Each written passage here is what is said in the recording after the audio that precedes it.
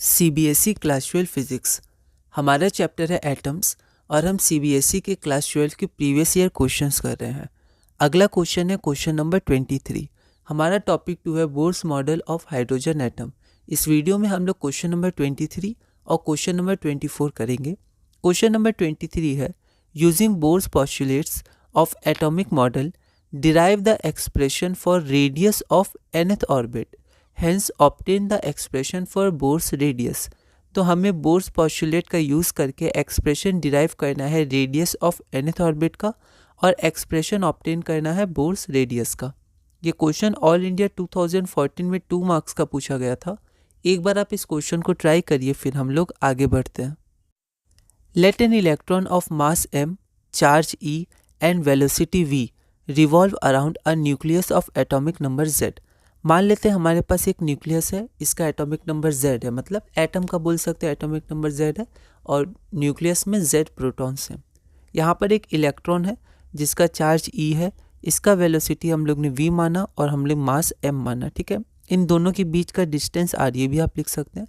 The radius of the orbit in which the electron revolves is r। ठीक है, positive charge कितना हो जाएगा तो Ze हो जाएगा। Z नंबर ऑफ प्रोटॉन, एक प्रोटॉन पे E चार्ज, तो न्यूक्लियस पर Ze चार्ज।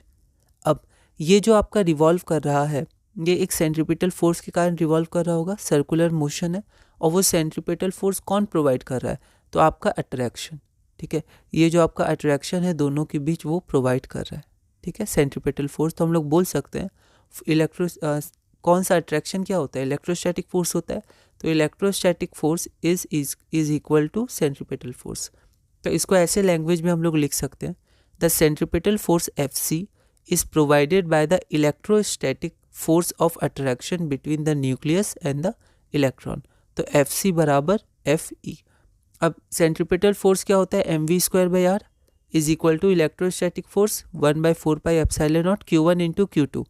एक चार्ज आपका Ze है, दूसरा चार्ज आपका इलेक्ट्रॉन E है, divided by radius r², distance का स्क्वायर।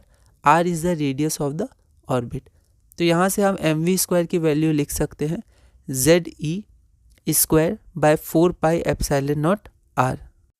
इसके बाद हम लोग आगे बढ़ते हैं। v है ना, यहाँ से हम v को क्या लिख सकते हैं, m नीचे चला जाएगा तो v क्या हो जाएगा, रूट। ठीक है, अब यहाँ पर हमें सिर्फ r का टर्म्स चाहिए, बाकी सब तो एक तरह से कांस्टेंट है, Ze4πε0 m। तो v का टर्म्स हमें हटाना होगा क्योंकि हमें r रेडियस का एक्सप्रेशन चाहिए, तो हमें v हटाना होगा। तो हम क्या करते हैं, पहले v का एक्सप्रेशन निकाल लेते हैं। तो v आपका हो जाएगा root under Ze² divided by 4πm∈0 r। ये इक्वेशन 1 है, तो आप देखिएगा पहले तो आपने कहीं 1 नहीं माना, हाँ, क्योंकि इक्वेशन आप नंबरिंग ध्यान से रखिएगा। तो ये हमारा फर्स्ट इक्वेशन हो गया। ठीक है, आगे बढ़ते हैं। From the first postulate of Bohr's atomic model, the first नहीं सेकेंड, यहाँ पर गलती हुआ है, फर्स्ट नहीं सेकेंड है। फर्स्ट तो सिर्फ बताता है कुछ स्टेबल ऑर्बिट्स है ना, तो ये सब हमें ध्यान रखना है, गलती हो गया मार्क्स कट जाएगा। From the second postulate of Bohr's atomic model the angular momentum. तो सेकेंड पोस्टुलेट में बताया गया था कि इलेक्ट्रॉन उन्हीं ऑर्बिट में रिवॉल्व करेंगे जिन ऑर्बिट का एंगुलर मोमेंटम इंटीग्रल मल्टीपल होगा h/2π के। तो ln बराबर क्या था, nh/2π। ठीक है, तो from the second postulate of Bohr's atomic model the angular momentum of the electron is mvr is equal to nh/2π, या क्योंकि एंगुलर मोमेंटम mvr होता है ना, और वो बोर सेकेंड पोस्टुलेट के अनुसार nh/2π है। तो यहाँ से अब हम लोग v की वैल्यू निकाल लेंगे, तो nh/2π mr हो जाएगा। ठीक है, तो यहाँ पर हम लोग अब इक्वेशन 2 इक्वेशन 1 में LHS क्योंकि v है तो RHS भी इक्वल होगा, तो हम लोग RHS को इक्वेट कर देंगे। तो यहाँ आप देख सकते हैं v का कोई टर्म नहीं है, सिर्फ r का टर्म है। तो यहाँ से हम लोग r का एक्सप्रेशन निकाल लेंगे। तो सबसे पहले रूट हटाने के लिए दोनों तरफ स्क्वायर करते हैं, तो इतना आ जाएगा। बस इसके अब आप थोड़ा सा सॉल्व करिएगा तो r की वैल्यू आपकी इतनी आ जाएगी, r is equal to n² h² divided by divided by πmZe²। इसको इक्वेशन नंबर 1 नहीं, यहाँ गलती होगी क्योंकि हमने 2 तक मान लिया था, तो इसको 3 मानेंगे। इस पर हमें बहुत ध्यान रखना है। ठीक है, r क्या है, अब यहाँ पर r क्या है, रेडियस ऑफ nth ऑर्बिट हो गया क्योंकि इसका एक्सप्रेशन में n आ रहा है, तो यहाँ पर r n भी लिख सकते हैं।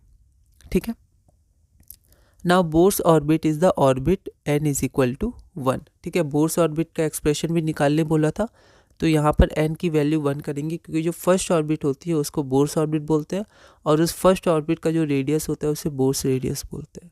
तो for n is equal to 1, और हाइड्रोजन एटम के लिए यहाँ तो जनरल एक्सप्रेशन है z, हाइड्रोजन एटम के लिए z भी 1 होता है, तो for n is equal to 1 and z is equal to 1, from 1 नहीं, फ्रॉम 3। तो 3 में हम लोग क्या करेंगे, सबसे पहले हाइड्रोजन एटम है तो z की वैल्यू 1 है, तो यहाँ हम लोग 1 पुट कर देंगे, और क्योंकि ये n की वैल्यू भी 1 है, बोर्स ऑर्बिट आपका पहला ऑर्बिट होता है, तो यहाँ भी हम लोग 1 पुट कर देंगे। तो फर्स्ट रेडियस मतलब ये बोर्स रेडियस कहलाता है, the radius of the inner most electron orbit और the radius of the first orbit, ठीक है, n इज इक्वल टू 1 का रेडियस। इसको आप सॉल्व करिएगा तो आपका एक्सप्रेशन आ जाएगा h² E0 divided by pi m E², ठीक है। ये आपका क्या हो गया, R1 हो गया, बोर्स रेडियस, ठीक है। और यहाँ देखिए सब कांस्टेंट है, h Planck constant, E epsilon naught की वैल्यू होती है कांस्टेंट है, पाई कांस्टेंट, m क्या है, मास ऑफ इलेक्ट्रॉन कांस्टेंट, और E charge on electron constant. तो इसकी वैल्यू आपकी आ जाती है, अगर आप एंगस्ट्रॉम में बात करिएगा तो 0.53 एंगस्ट्रॉम, और यूनिट्स फिर चेंज हो सकते हैं। पर एक्सप्रेशन बोला जाए तो एक्सप्रेशन आपका R1 हो जाएगा h² epsilon not divided by pi m E², है ना।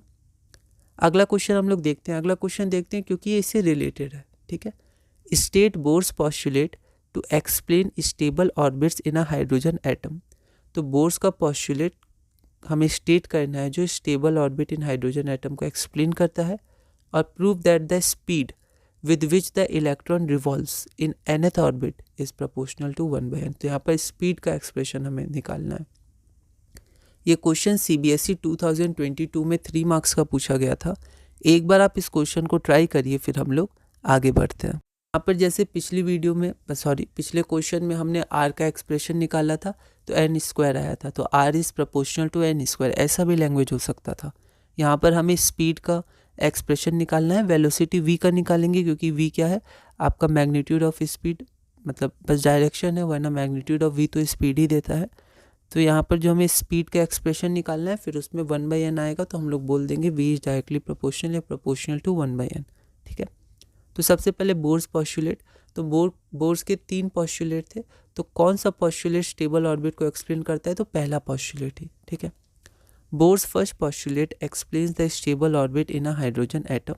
अब क्या वो स्टेट करता है, तो Bohr's first postulate states that an electron in an atom could revolve around the nucleus in certain stable orbit without the emission of radiant energy, ठीक है। तो जो वो ऑर्बिट पे ही इलेक्ट्रॉन रिवॉल्व करेगा जो आपका एनर्जी को रेडिएट नहीं करेगा, क्योंकि अगर वो रेडिएट करेगा तो जो रदरफोर्ड में शॉर्ट कमिंग थी वो बोर्स में भी आ जाएगी। तो मॉडिफाई करने के लिए ये माना गया, कुछ ही ऑर्बिट्स हैं, सारे नहीं, उन कुछ ऑर्बिट में अगर इलेक्ट्रॉन रिवॉल्व करेगा तो वो एनर्जी को रेडिएट नहीं करेगा, ठीक है। ये हो गया, तो ये हमारा फर्स्ट पॉस्टुलेट हुआ। पर चाहे तो आप सेकंड पॉस्टुलेट भी इसका लिख सकते हैं, क्योंकि वो कौन से ऑर्बिट्स हैं, ठीक है। तो वो ऑर्बिट्स हैं जिन ऑर्बिट्स में इलेक्ट्रॉन का angular momentum integral multiple of h/2π है, जो सेकंड पॉस्टुलेट है। तो अगर आपको लैंग्वेज बढ़ाना हो या घटाना हो, मॉडिफाई करना हो, आप देख सकते हैं, ठीक है। आगे बढ़ते हैं हम लोग कि अब हमें एक्सप्रेशन निकालना है स्पीड का, ठीक है। तो ये जो क्वेश्चन नंबर 23 हमने किया, उससे हम लोग थ्योरी ले सकते हैं। कैसे ले सकते हैं, तो यहाँ देखिए, यहाँ पर आप ये सब बिल्कुल सेम है, ठीक है, यहाँ तक बिल्कुल सेम है, ये भी सेम है। यहाँ पे जो v का एक्सप्रेशन है, तो इन एक्सप्रेशन से या फिर इस एक्सप्रेशन से हम लोग कंटिन्यू करेंगे, तो यहाँ तक सब सेम है। तो ये आप थ्योरी ले सकते हैं क्वेश्चन नंबर 23 से। और ये क्वेश्चन अगर आप ध्यान देंगे तो ये क्वेश्चन हमारे पास 3 मार्क्स का है, ठीक है। तो 3 मार्क्स इंपॉर्टेंट है, 3 से ज़्यादा, और 3 से ज़्यादा इंपॉर्टेंट होते हैं, तो उसमें हम लोग अच्छे से लैंग्वेज लिखनी है। तो आप थ्योरी ले सकते हैं। वहाँ पर जैसे हमने v का एक्सप्रेशन निकाला था, यहाँ भी v का एक्सप्रेशन निकाला है, बिल्कुल वही है, लेकिन यहाँ हमने vn मान लिया है, क्योंकि यहाँ पर आपका nth वेलोसिटी, मतलब क्योंकि हमारा ऑर्बिट फिक्स नहीं है, कोई एक ऑर्बिट है, ठीक है, हमने जनरल माना था, तो मान लेते हैं वो हमारा nth ऑर्बिट था। उस nth ऑर्बिट की nth वेलोसिटी थी इलेक्ट्रॉन की, और nth रेडियस था, इसलिए मैंने यहाँ पर रेड पेन से मार्क किया है, क्योंकि पिछली बार सिर्फ v और r माना गया था, है ना। अब यहाँ से हाइड्रोजन एटम के लिए तो हम लोग पहले ही z is equal to 1 put कर देंगे, ठीक है। यहाँ पर अगर आप क्वेश्चन देखिएगा कि प्रूव दैट हाइड्रोजन एटम के बारे में, और इसके बाद ही लैंग्वेज है prove that the speed with which the electron revolves is proportional to 1/n। तो z लेके भी कर सकते हैं, यहाँ पर हाइड्रोजन एटम के लिए ही यहाँ कर दिया है, कोई दिक्कत नहीं है। तो z = 1 के लिए, क्योंकि ये कांस्टेंट है ना, कांस्टेंट में आ जाएगा। तो vn बराबर हमारा इतना हो जाएगा, यहाँ z1 है और e² का रूट है तो e हो जाएगा। इसको इक्वेशन नंबर 1 मान ले, इक्वेशन की नंबरिंग में ध्यान रखेंगे। अब देखिए vn हमारा इतना हो गया, ठीक है। अब फिर से हम लोग थोड़ा थ्योरी लिखेंगे कि सेकंड पोस्टुलेट बताता है कि एंगुलर मोमेंटम जो होता है वो आपका इंटीग्रल मल्टीपल ऑफ h/2π होता है, अकॉर्डिंग टू बोर्स थ्योरी इतना भी लिख सकते हैं, है ना। तो mvr होता है = nh/2π। तो यहाँ पर vr की जगह vn/rn लिख दिया है और nh/2π है। यहाँ से हम लोग rn की वैल्यू निकाल देंगे, ठीक है। तो rn बराबर हमारा कितना हो जाएगा, nh/2πm vn। इसको इक्वेशन 2 कर देंगे, ठीक है। अब यहाँ पर आप देखिए putting the value of rn from 2 in 1। अब हमें rn नहीं चाहिए क्योंकि हमें v का एक्सप्रेशन चाहिए, तो r को एलिमिनेट करना है। जैसे पिछली बार हमने LHS में v लाया था और RHS को हमने इक्वेट कर दिया था और RHS में कहीं भी v नहीं था। तो अगर हमें v का एक्सप्रेशन चाहिए तो हमें rn को हटाना होगा। तो हमने बोर्स के सेकंड पोस्टुलेट से rn की वैल्यू निकाली और इसको हम लोग यहाँ पुट कर देंगे, तो हर जगह vn आ जाएगा, ठीक है। तो putting the value of rn from 2 in 1, ठीक है। तो इससे हमारा हर जगह vn आ जाएगा। तो vn बराबर इतना हो जाएगा, स्टेप वाइज करेंगे आराम से, ठीक है। फिर इसको बस आपको सॉल्व करना है। तो जब आप इसको सॉल्व करिएगा और फिर देखिए यहाँ पर मैंने क्या किया, यहाँ मैंने हर जगह कैंसिलेशन नहीं किया है। जैसे यहाँ पर पाई और पाई कैंसिल हो जाएगा, यहाँ 2 और 2 कैंसिल हो जाएगा, ठीक है। तो आपका e² vn/2π 2ε0n आ जाएगा और ये h 2ε0nh।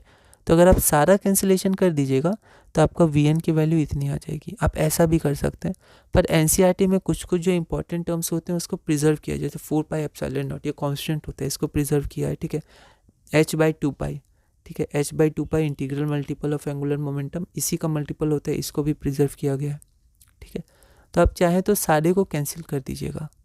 अगर आप सारे को कैंसिल कर दीजिएगा फिर भी देखिए vn directly proportional to 1/n आएगा। आप नहीं करिएगा तो भी आ जाएगा, ठीक है। तो यहाँ पर मैंने नहीं किया है, ठीक है। तो ये आपका हो जाएगा e² और 4πε0, इसको एक जगह लिख दिया है, ठीक है। और यहाँ पर आपका nh/2π है तो h/2π इसको एक जगह लिख दिया है, और आपका n है तो n को आगे लिख दिया है, और जो vn है तो ये कैंसिल हो जाएगा तो vn बच जाएगा, ठीक है। तो ऐसे भी आप लिख दीजिएगा, कोई दिक्कत नहीं है, सब कैंसिल कर दीजिएगा, ठीक है। तो ये आपका एक्सप्रेशन आ गया वेलोसिटी फॉर nth ऑर्बिट। और हम यहाँ देख सकते हैं कि velocity of nth orbit is directly proportional to 1/n, क्योंकि आपके सारा कांस्टेंट है, which is the required expression for the velocity. तो यहाँ पहले हमने एक्सप्रेशन निकाल के लिख दिया vn बराबर इतना, विच is the required expression for velocity for या वेलोसिटी ऑफ nth ऑर्बिट। तो फ्रॉम द अबव एक्सप्रेशन, क्योंकि यहाँ नीचे लिखेंगे तो ये अबव हो जाएगा, तो फ्रॉम द अबव एक्सप्रेशन या प्रीवियस लिख सकते हैं, लैंग्वेज आप देख लीजिएगा। From the above expression we see that vn is directly proportional to 1/n, ये सब आपका कांस्टेंट है, इज डायरेक्टली प्रोपोर्शनल या इज प्रोपोर्शनल टू 1/n। और द स्पीड है ना, यहाँ पर vn स्पीड है क्योंकि इसका मैग्नीट्यूड है, डायरेक्शन के बारे में कोई बात नहीं हो रही है, ठीक है।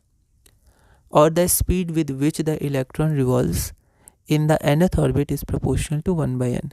vn है और ये n है nth ऑर्बिट, और ये डायरेक्टली प्रोपोर्शनल है क्योंकि ये सारा आपका क्या है, कांस्टेंट है। तो ये लिखने का तरीका ये आप देख लीजिएगा। तो ये हमारा पूरा हुआ जो हमें क्वेश्चन में था, ठीक है। तो इस वीडियो में हमने क्वेश्चन नंबर 23 और क्वेश्चन नंबर 24 किया। ऐसे डेरिवेशंस आते हैं, ये 22 रीसेंट क्वेश्चन है। तो एक बार आप इन सबको रिवाइज करिएगा, डेरिवेशंस पर ध्यान दीजिएगा, लिखने के तरीके पर ध्यान दीजिएगा, इक्वेशन के नंबरिंग ठीक से करिएगा, किस इक्वेशन से आप ले रहे हैं फ्रॉम 1 की फ्रॉम 2, उसको ध्यान रखिएगा, ठीक है। लैंग्वेज पर थोड़ा ध्यान रखिएगा, लैंग्वेज इंपॉर्टेंट होती है ना। तो इस वीडियो में हमने क्वेश्चन नंबर 23 और 24 किया। अगली वीडियो में हम लोग क्वेश्चन नंबर 25 से कंटिन्यू करेंगे और धीरे धीरे इस एटम्स चैप्टर में आगे बढ़ेंगे।